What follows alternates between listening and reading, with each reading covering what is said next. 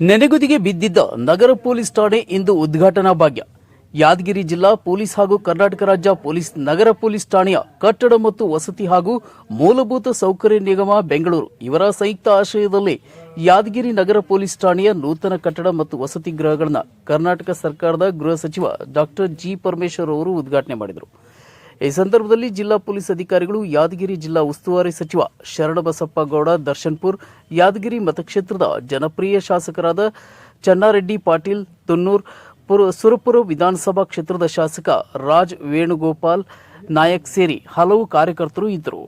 Mallikarjun Kumbaralli, C9 Kannada, Yadgir.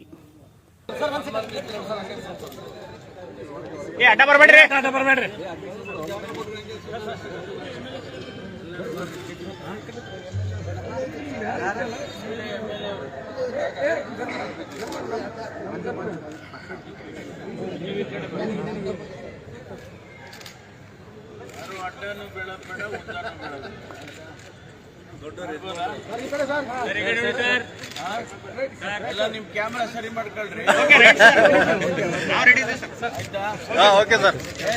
S thank you. सावधान, गौरक्षा, भुजा शस्त्र.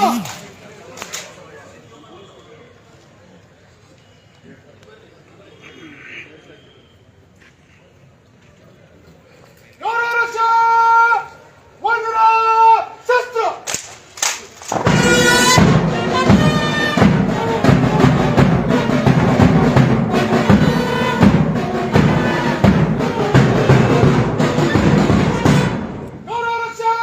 अरे ओए भुजा शस्त्र.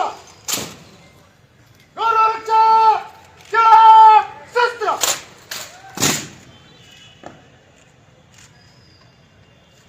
ಮಾದರೆ ಗೌರವ ರಕ್ಷೆಯು ತಮ್ಮ ಪರಿರಕ್ಷಣೆಗೆ ಸಜ್ಜಾಗಿದೆ.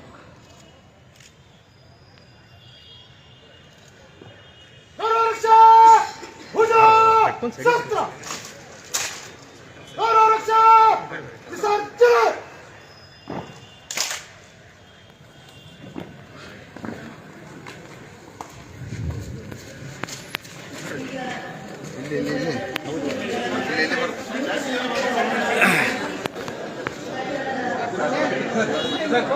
ಕಡೆ